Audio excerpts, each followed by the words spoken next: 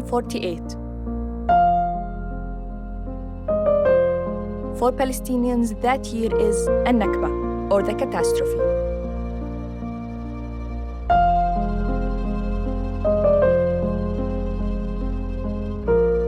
When hundreds of thousands were forced out of their homes.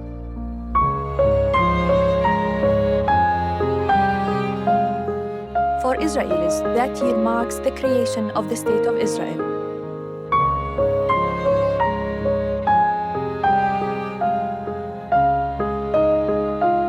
As a filmmaker and as a Palestinian, this documentary series was my way to understand the events of the past that are still shaping the present.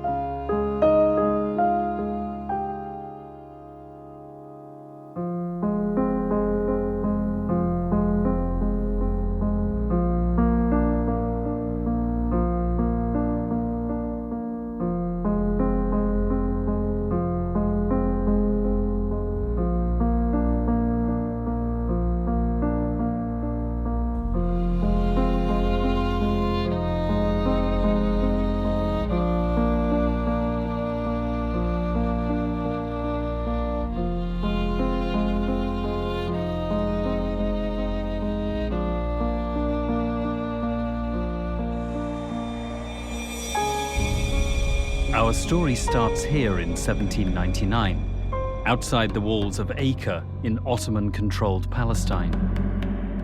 An army under Napoleon Bonaparte besieged the city, all part of a campaign to defeat the Ottomans and establish a French presence in the region.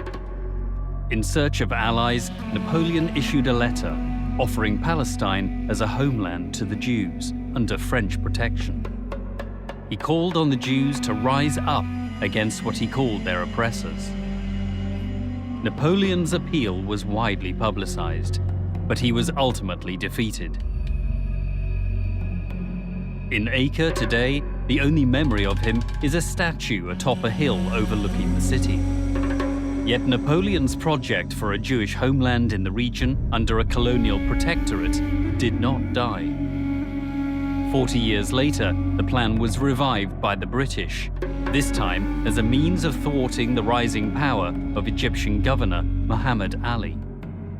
In 1840, British Foreign Secretary Lord Palmerston wrote to his ambassador in Constantinople, urging him to convince the Sultan and his entourage to open Palestine for the immigration of Jews. At that time, there were estimated to be no more than 3,000 Jews in Ottoman-controlled Palestine. Over the years, Jewish immigration to Palestine increased, helped on by wealthy benefactors. One of these was the French aristocrat Baron Edmond de Rothschild. He began visiting Palestine in the 1880s and became one of the Jewish community's leading sponsors. He spent over 14 million French francs to establish 30 Jewish settlements. The most important was Rishon-LeZion, founded in 1882. Today, the remains of Baron de Rothschild lie in a mausoleum in northern Israel. It's a popular site for Israeli schoolchildren learning about the wealthy patron who bankrolled Jewish settlement building in Palestine over 100 years ago. In 1885, the term Zionism was first coined by Austrian writer Nathan Birnbaum. It's derived from the word Zion, one of the biblical names for Jerusalem. Zionism came to mean the establishment of a Jewish homeland in Palestine, but not all Jews supported this. طبعا كان في طائفة يهودية في البلاد تحت الحكم العثماني، بس هذا ما كانوا صهاينة، هم كانوا يهود محليين. أما اليهود اللي أجوا من أوروبا، خصوصاً من شرق أوروبا هذيك الوقت في أواخر القرن ال19، كان بدهم يبنوا صهيوني يهودي جديد. In 1896, Theodor Herzl, an Austro-Hungarian journalist, wrote a book called The Jewish State. It is considered one of the most important texts of early Zionism. Herzl envisioned the founding of a future independent Jewish state during the 20th century. His colleague Max Nordau sent 2 rabbis to Palestine to investigate the prospects for a Jewish state there. Their report concluded, "The bride is beautiful, but she is married to another man." The rabbis understood that Palestine's spouse was the Palestinian society rooted in its soil.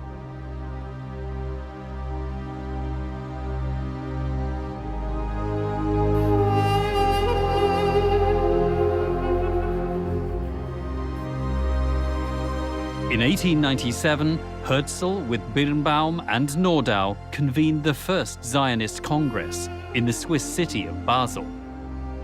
The Congress adopted a program for the establishment of a homeland for the Jewish people in Palestine. إنما هرتزل بدأ يدعو رسمياً وعلناً لإقامة هذا الكيان، وثانياً اتصال بدول العالم الكبرى آنذاك في أوروبا بشكل خاص حتى تحمي واحدة منها تحمي هذا الكيان. فهرتزل هو أبو الدولة الصهيونية ما في شك، لكنه ليس مبدع الفكر الصهيوني. هو ما عقد مؤتمر لهذه الدول معاً واتفقت الدول على دعمه. هو كان يثير التنافس بين دولة وأخرى، كان يكذب على دولة أنه أنا سأكون معكم إذا أسستم دولة إسرائيل ضد الدول الأخرى، أنا أؤمن مصالحكم على حساب مصالح الدول الأخرى. In 1907, the British government set up a committee to devise a strategy toward the Muslim Arab population of the Ottoman Empire. The committee's report, submitted to British Prime Minister Henry Campbell Bannerman in 1907, recommended establishing a so-called buffer state in Palestine. The report proposed this state be hostile to its neighbours and friendly to Europe. The aim was to divide the region and so assure Britain's continued imperial dominance. بحيث أن هذا الجسم يكون معتمد على الاستعمار الغربي ويعتمد على الأوروبيين. هذا الجسم ضمان بقائه أن يكون ما حوله ضعيفاً. في كمان فكر عند الأوروبيين إنه اليهود مقربين لهم أكثر من العرب، وإذا تكون هون دولة يهودية بيكون أفضل إلهم. In 1907, Chaim Weizmann, a chemist who had emerged as a leader among British Zionists, visited Palestine for the first time. He set out to establish a company in Jaffa to develop the land of Palestine, a practical means to pursue the Zionist dream of building a Jewish state. His venture was supported by Baron de Rothschild. Within 3 years, a major deal was struck. The Jewish National Fund, set up to buy land in Palestine, purchased some 10,000 dunams in the Maj bin Amma region of northern Palestine. The sale to the Jewish National Fund had dire consequences for the thousands of Palestinian farmers living on the land. أكثر من 60,000 فلسطيني في منطقة مرج بن عامر.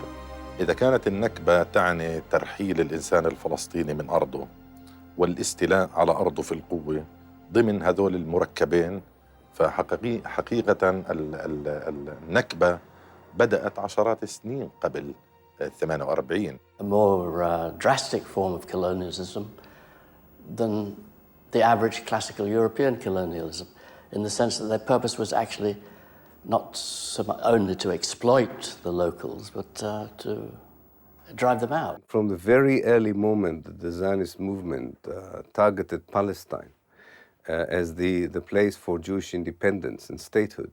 And it was clear that there were Palestinians on the land. The Zionist leaders and common people alike got used to the idea that the only way of making Palestine a Jewish state is by causing the Palestinians to leave.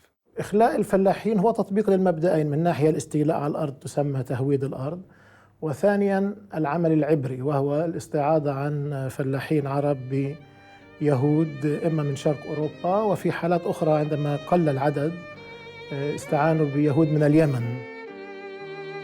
A Jewish militia known as Hashomer was established to protect the growing number of Jewish settlements. Jews held demonstrations to demand the recognition of Hebrew as an official language under Ottoman rule. العربي والفلسطيني كان واعي من اليوم الأول لمفهوم الصهيونية. هي حركة عنصرية تبحث عن رأس مال لاستعمار أرض وتوظيف البعد الديني لجعلها وطن لمن تبقى منها يهود العالم في هوية وكيان ومستقبل سياسي. هذا الوعي كان واضح جدا عن نجيب عزوري، كان واضح جدا عن نجيب نصار. In 1908, Najib Nassar, a Palestinian pharmacist, began publishing a newspaper called Al-Kamil. In it, he warned of Zionism as a movement aimed at displacing the Palestinians. He wrote, "The Jewish state would be a poisonous dagger in the heart of the Arabs." The outbreak of World War I in 1914 created new opportunities to reshape the Middle East. خلال الحرب البريطانيين كان يفكروا عن الموقع، يعني فلسطين على قرب من قناة السويس ودور بريطانيا في مصر آنذاك كان يدل على دور خاص لبريطانيا في فلسطين، ورأوا في اليهود وفي الحركة الصهيونية شريك في أمر استراتيجي استعماري. In 1915, a secret memorandum was presented to the British cabinet under the title The Future of Palestine. It was drafted by Herbert Samuel, a British politician and Zionist committed to Palestine becoming a home for the Jewish people. In the document, Samuel advised that the time was not ripe for the establishment of an autonomous Jewish state in Palestine. He recommended instead that Palestine be annexed to the British Empire, describing this as the most welcome solution to the supporters of the Zionist movement. He expressed the hope that under British rule and over time, more Jews would settle in the land and grow into a majority among what he called the Mohammedans of Arab race. Samuel's recommendations were taken into account in the secret British-French agreement formulated by British politician Sir Mark Sykes and French diplomat François-Georges Picot. The Sykes-Picot agreement opened the way for the establishment of a Jewish state.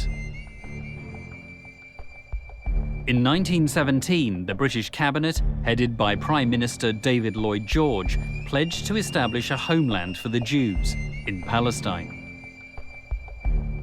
The pledge came in the form of a letter from the British Foreign Secretary Arthur Balfour to the influential British Zionist Lord Walter Rothschild.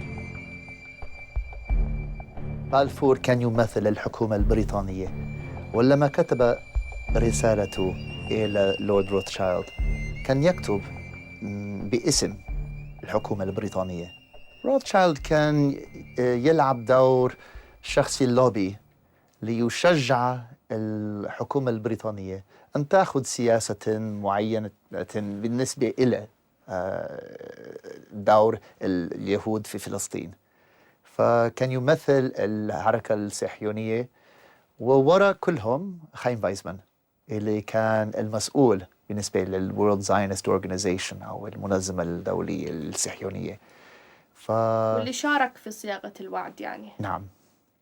Britain had no moral or political or legal right to promise the land that belonged to the Arabs to another people.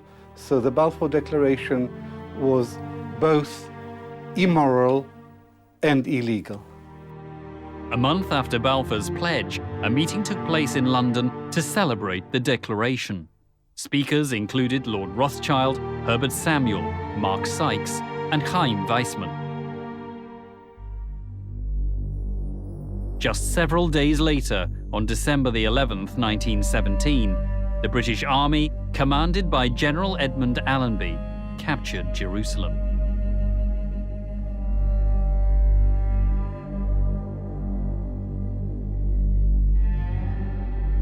Entering the Holy City alongside Allenby was a Jewish military unit, established under British auspices. One member of this unit was David Ben-Gurion, who would later be Israel's first prime minister. The unit also included Ze'ev Jabotinsky, a future Zionist leader, as well as Nehemiah Rabin, soon to be father of young boy Yitzhak Rabin. Within a month, General Allenby welcomed Chaim Weizmann in Jerusalem. There were approximately 50,000 Jews in Palestine at this time, 10% of the population, among 500,000 Arabs. The Great War ended in 1918, and preparations were made for a peace conference in Paris. President of the United States, Woodrow Wilson, commissioned an investigation into the non-Turkish areas of the former Ottoman Empire. The commission was headed by the academic Dr. Henry King and a politician, Charles Crane. When it was eventually published, the Crane-King report proved to be political dynamite. The report stated that the non-Jewish population of Palestine, nearly 9/10 of the whole, was emphatically against the Zionist program. The report went on to warn that anti-Zionist feeling in Palestine and Syria was intense and not likely to be flouted. It divulged conversations with British officers who suggested a force of not less than 50,000 soldiers would be required to initiate the Zionist program. The authors judged all this as evidence of what they described as a strong sense of the injustice of the Zionist program. The report concluded Jewish immigration should be definitely limited, and the project for making Palestine distinctly a Jewish commonwealth should be given up. The Crane-King report fell on deaf ears.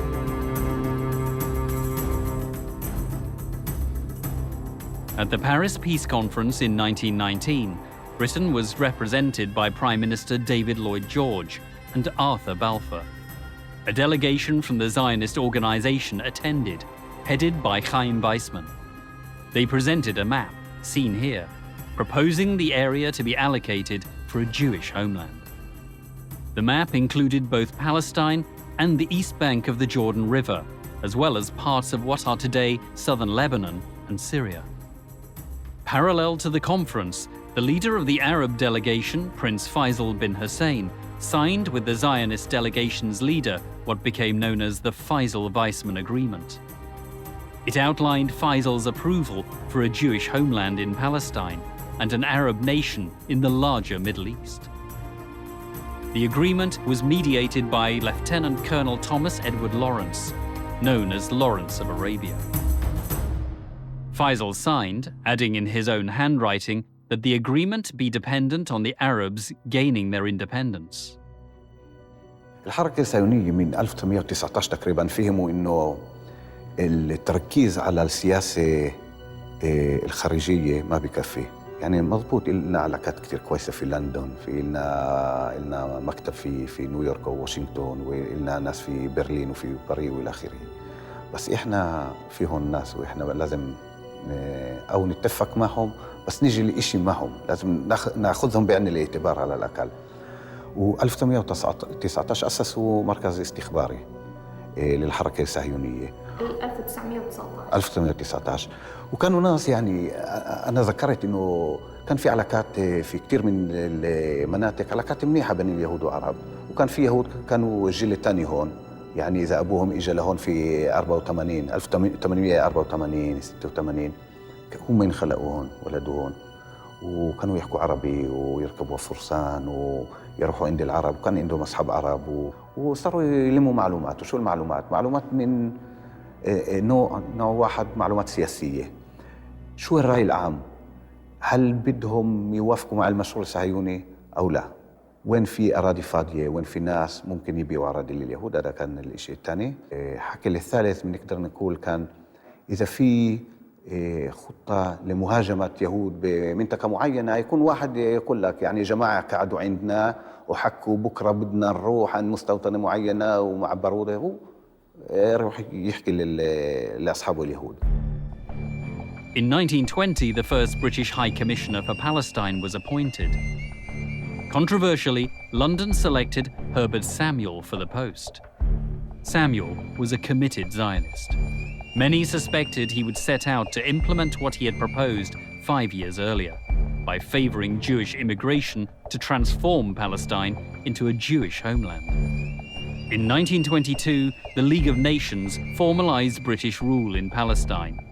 The second clause of the British Mandate document, approved by the League of Nations, stipulated, "The British Mandatory shall be responsible for placing the country under political, administrative, and economic conditions that will secure the establishment of the Jewish national home." British High Commissioner Herbert Samuel decreed Hebrew as an official language of Palestine alongside Arabic and English. The letters E and Y were added to the word Palestine in Hebrew as an abbreviation of the words Eretz Yisrael, meaning land of Israel. هربرت سامويل تحت إشراف الانتداب البريطاني هو الذي خلق إسرائيل قانونا، وضع القوانين حوالي 100 قانون لكي يمكن تسريب الأراضي العربية إلى يد اليهود. ثانياً، سمح لليهود بأن يكون لهم نظام تعليم منفصل عن نظام حكومة فلسطين. وأهم ما عمله الإنجليز أن سمحوا لهم بأن يكون لهم جيش منفصل. أنا أتكلم عن 1920. Britain provided the muscle under which they could simply emigrate. I mean, they couldn't have immigrated were it not for the British presence. Because the crucial battle in the early stages was simply getting Jews into Palestine and acquiring land. They couldn't have done that without British government's sponsorship. الانتداب البريطاني أخذ أهم شيء، البشاع والمتروكة والمملوكة للحاكم، وملكها للحركة الصهيونية في المستوطنات فوراً.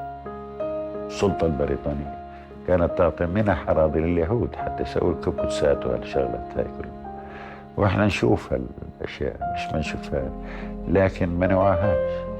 يعني أنا في جيلي في هذاك الوقت. وحموا الوكالة اليهودية التي كانت شبه حكومة لليهود أيام الانتداب، وأعطوها كل المساعدات العسكرية والمادية، وساعدوها على إخفاء نفسها. فهي مهارة صهيونية، مؤامرة بريطانية، وإلى حد ما وآسف أن أقول غباء أو بساطة عربية فلسطينية.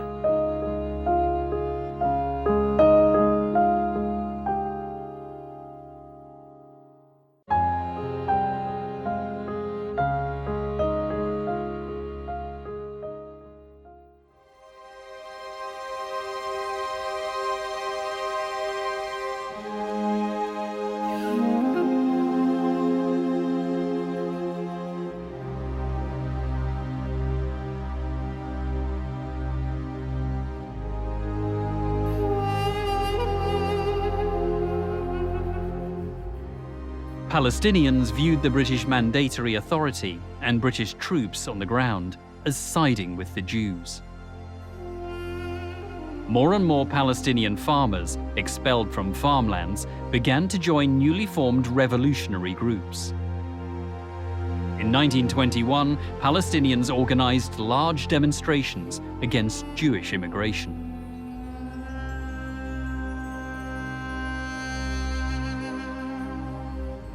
At that time, the Palestinian leadership was in effect hereditary, within one family. The Grand Mufti of Jerusalem, Amin al-Husseini, inherited his position at the age of 25, following the death of his brother, who had in turn succeeded their father. The leadership sent successive delegations to London to discuss the Palestinian question. الحركة الوطنية الفلسطينية في كل وقت كانت تعمل على أن تجمع الصيف والشتاء تحت سقف واحد، الحفاظ على صداقة بريطانيا في جانب ومعاداة الحركة الصهيونية في جانب آخر، وهذا لا يمكن أن يستقيم. نخبة دقيقة جدا، رقيقة جدا بالعدد يعني وبالتعليم، تقابل نخبة إمبراطوريات. يعني اليهود في بداية القرن العشرين نخب إمبراطوريات فعلا. يعني تقريبا في كل منطقة وكل لقاء للمؤسسات الفلسطينية اللي أسست هذيك الفترة مثلا اللجنة المسيحية المسلمية وكل المؤسسات والمجلس الإسلامي الأعلى والهيئة الإسلامية، كل المؤسسات بعد كم من ساعة من الجلسة كان في تقرير لليهود هيك وهيك حكوا هذا رأيه هيك وهذا ممكن تشتغلوا معه، هذا عدو إلكم وهذا ممكن تشتروه بالمال وإلى آخره، والتقارير يعني موجودة بالأرشيف الصهيوني. The changes on the ground in Palestine can be noted in the British government's report to the Council of the League of Nations in 1925. The document reported the immigration of more than 33,000 Jews who were granted Palestinian nationality. This was 3 times the figure of the previous year. 13 new settlements were built according to the report. A Jewish labor union called the Histadrut had been set up under the direction of David Ben-Gurion, and the Jewish town of Tel Aviv was accorded municipal autonomy. In addition, the Hebrew University was officially opened in 1925 at a ceremony attended by British High Commissioner Herbert Samuel, the former British Foreign Secretary Arthur Balfour, and the head of the Zionist organization, Chaim Weizmann. As Weizmann's guest, Balfour visited a number of Jewish settlements. In Jerusalem, he met with Samuel and Allenby, the 2 men who had helped implement the policy he himself had laid out 8 years earlier in the famous Balfour Declaration.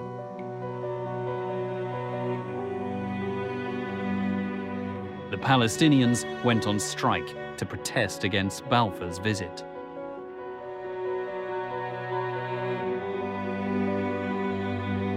They raised black flags to signal their opposition to the policies Balfour had set in train. The Palestinians were in somber mood. Not so the Zionists. الصورة المشهورة بتلاقي سيدة من الخليل حاطة 3 حجابات، سيدة في القدس حاطة حجاب واحد معظم وجهها مبين تحت الحجاب، والوطنية المسيحية فيش حجاب، وماشيين مع بعض وراحوا على بيت المندوب السامي واحتجوا واعترضوا. Weizmann congratulated Samuel for his work towards the establishment of a national Jewish homeland.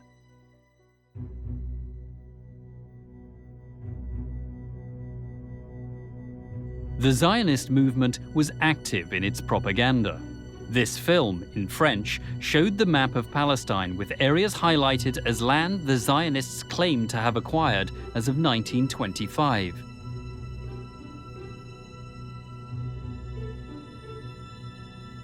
The film also shows the areas Zionists planned to acquire within the next 25 years.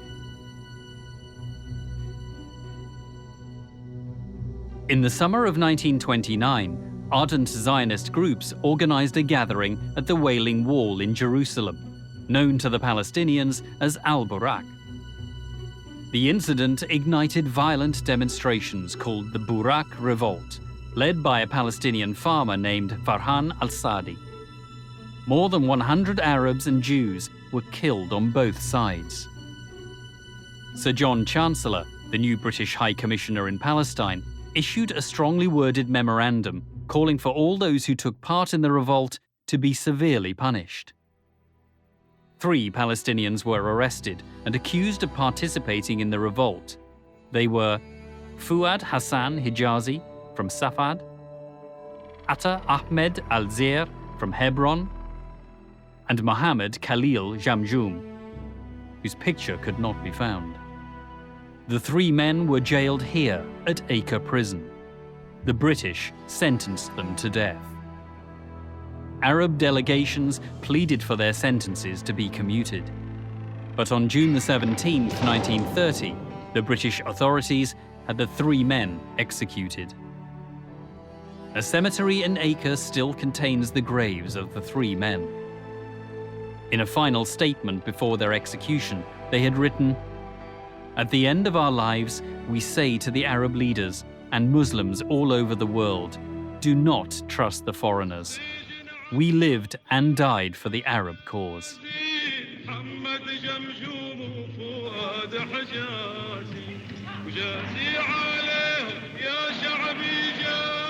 Such sentiments of anti-colonialism and pan-Arabism would become increasingly common in subsequent decades.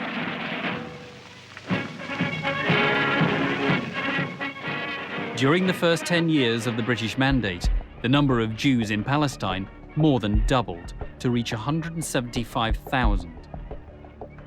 Zionists all over the world were proud of their achievement. I am here today to ask you, my fellow Zionists, which attitude shall we take? Which of the possible attitudes that we face shall be our own? I would say to England, though I am only an American Jew, but an old-time reverencing admirer of Great Britain, I would say to England, if I could, an Arab Palestine is a threat to Great Britain and a menace to the world. A Jewish Palestine is an asset to Great Britain and a blessing to the world.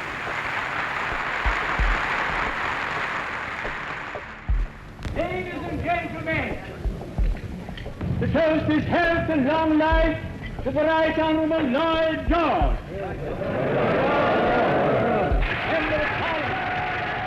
With Chaim Weizmann beside him, former British Prime Minister David Lloyd George reaffirmed his own Zionist credentials. It is, as your chairman has reminded you, it is nearly 16 years since he recruited me to the Zionist movement. Palestine, barren and malarial swamps, have been converted into happy settlements. Science has been harnessed to waters which had been running wild and waste since the early days of creation. Without vegetation and without life, empty desolation, that is Palestine. British news bulletins at the time described Palestine as akin to a desert. The reality was very different.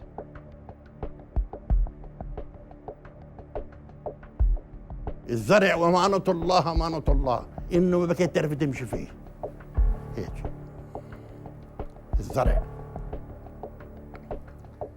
الخضرة تصير فيها تطلع الصبح تروحي على المكساء تهدى ريحة الخضرة تفحفح نوار هالخيار نوار هالفقوس هالبندورة ها الحبة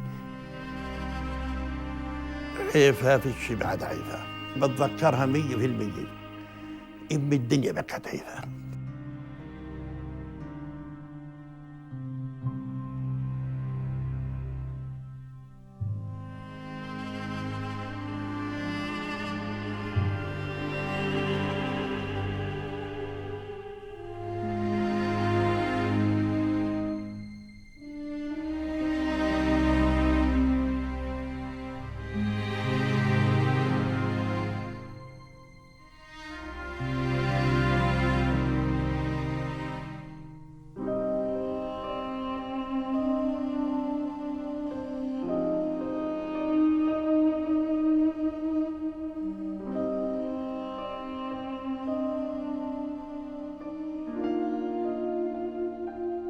بالنسبة لي طبرية أجمل مدينة بل أجمل مكان في العالم.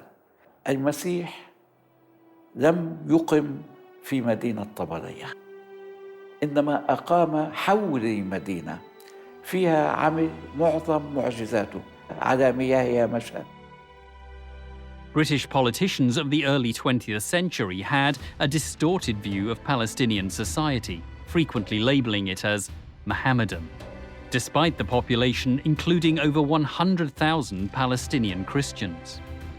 They did not regard them as yet belonging to either an Arab national group in general or to local national groups.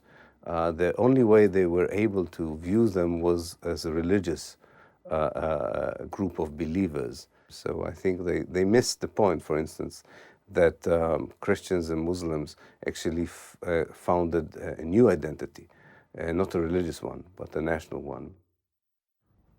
حالة المسيحيين الشرقيين غير موجودة. هنالك مأزق لدى الاستعمار عندما يستخدم التيولوجيا المسيحية في الرؤية المنطقة والشرق الأوسط اللي أدت إلى تبني الصهيونية فيما بعد، مأزق في التعامل مع المسيحية الشرقية. يعني هذه تشكل مش موجودة في عالمه، ولذلك يحاول أنه ينكر وجودها أصلا، يعني لأنه مجرد وجودها بتربك كل الصورة.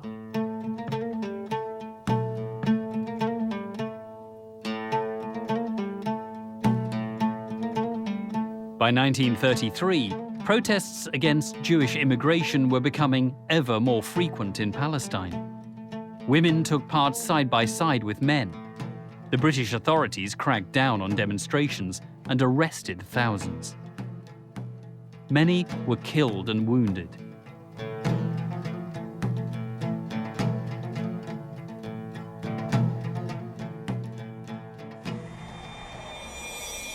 Musa Kazim al-Husseini, the 80-year-old former mayor of Jerusalem, was beaten by British soldiers during a demonstration in Jaffa. He later died of his injuries. The British authorities became ever more heavy-handed.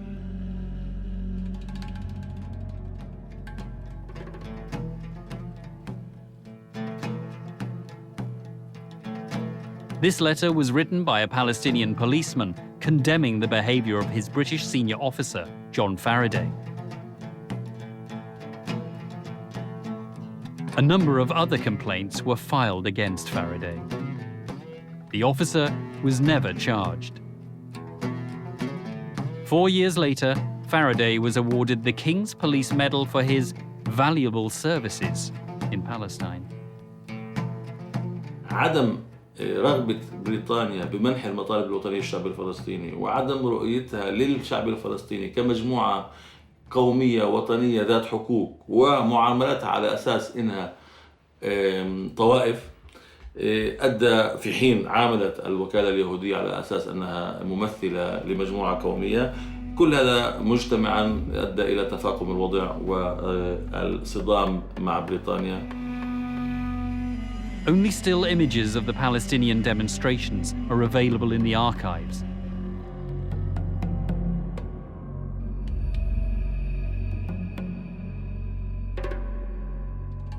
Movie cameras did capture Jewish life in Palestine, as well as British pomp and ceremony.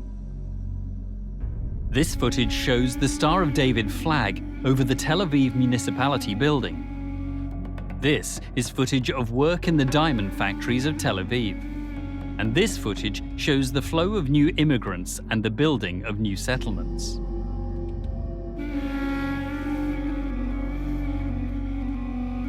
Footage of Palestinian life in the early 20th century proved more difficult to find. A Palestinian film archive had once existed, but had since been lost or gone mysteriously missing. We spent months searching for pictures of Palestinian lives.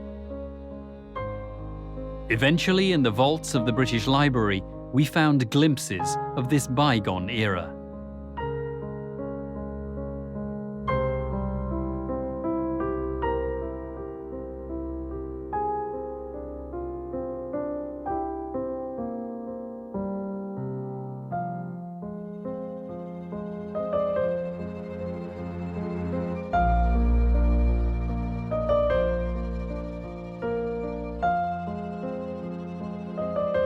Most of the Palestinians, intellectuals, leaders, journalists, were still unaware how determined the Zionist movement is of dispossessing them from Palestine.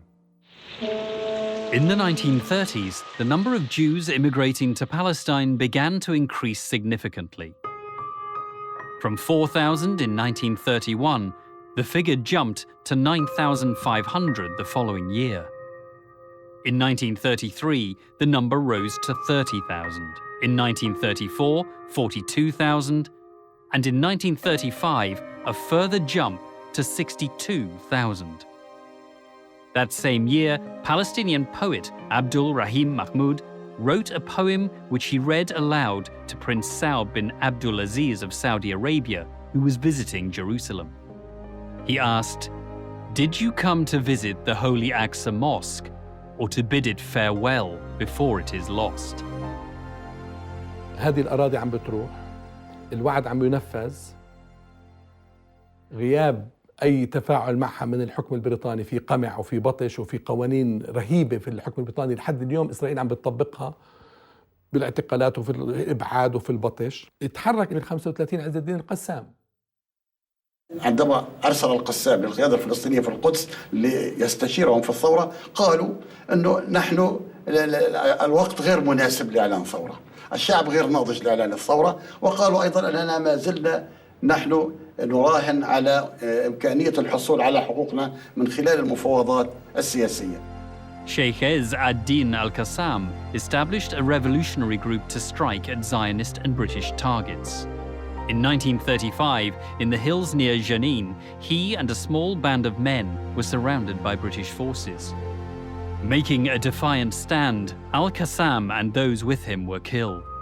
حركة القسام لم تحظى بالاهتمام الكثير من جانب المؤرخين، ولا نعرف عنها الكثير بسبب الغموض التي اكتنفها وبسبب الحرص الشديد للشيخ عز الدين القسام على سرية العمل وعدم إطلاع الكثيرين إلا الصفوة الصغيرة من طلابه. امتدت روح عز الدين القسام في الوسط الفلسطيني، وتأثر بها كثير من الفلسطينيين، فبدأت مشاعر الانقلاب أو التمرد على الاستعمار البريطاني تظهر في صفوف الشعب الفلسطيني. The Palestinian political leadership came under pressure to halt negotiations with the British.